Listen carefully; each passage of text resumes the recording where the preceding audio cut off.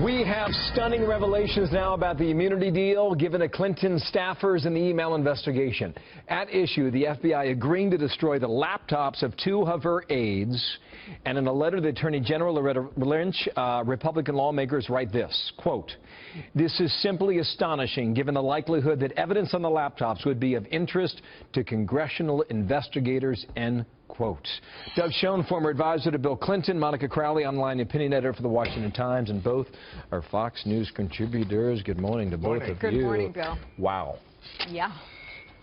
I think if you go back and look at what has happened here, is the FBI essentially set a date where, hey, we're not going to look past the 31st of January. Well, after the 31st of January 2015 is when all this stuff was going back and forth. And Congress said, cease, hold it, don't destroy it. Yeah. And they did. And all of this evidence was under, as you say, under subpoena. All of this evidence was meant to be viewed through a legal process and through congressional processes. And still the FBI agreed that they wouldn't look at it after that date. You have now a series of disclosures here about how the FBI handled that case. Immunity, secret side deals, no grand jury testimony, a last-minute FBI interview with Mrs. Clinton, evidence destroyed with hammers, and now we have this latest revelation that they agreed to all of these side deals in order to protect Mrs. Clinton. It is no wonder that Donald Trump has had traction, enormous traction, with his remarks and his, I think, the truth, that there is a corrupt rig system in place in the United States. And by the way, Bernie Sanders was making similar points when he was running against Mrs. Clinton. The assumption is Mrs. Clinton, her husband, her family are deeply corrupt, and now the American people are wondering if the rest of the government is as corrupt. Now, no offense, but I expected an answer from you. Right. Doug? Here's my problem. Is she wrong? Here's my problem, Bill. I'm a Democrat. I'm going to vote for Secretary Clinton, probably somewhat reluctantly, but I am.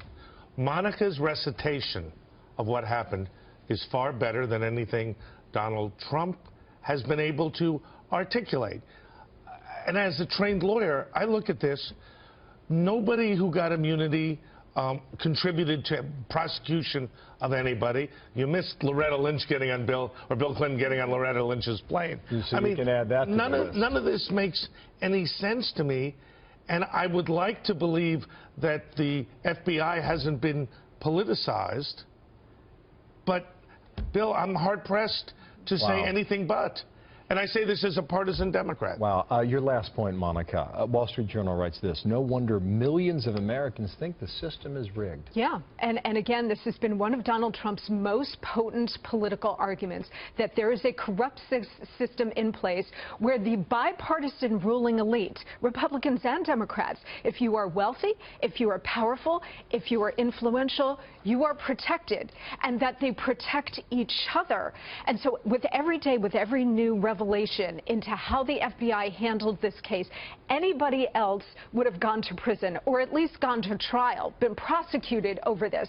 The fact Not even a grand jury was impaneled, Monica. Well, that's right. And in fact, Mike Pence in the vice presidential debate, when he said, our sons, meaning Tim Kaine and his sons, they're both in the U.S. Marine Corps. If they had mishandled classified information the way she had, Mike Pence said they would have been court-martialed. That's the bare minimum, and now we have new disclosures every day that are totally outrageous. To both of you, thank you. We're out of time. We've got a big storm in our hands here. We've got to keep track of. Monica's new piece, Washington Times, Donald Trump's secret weapon for debate number 2.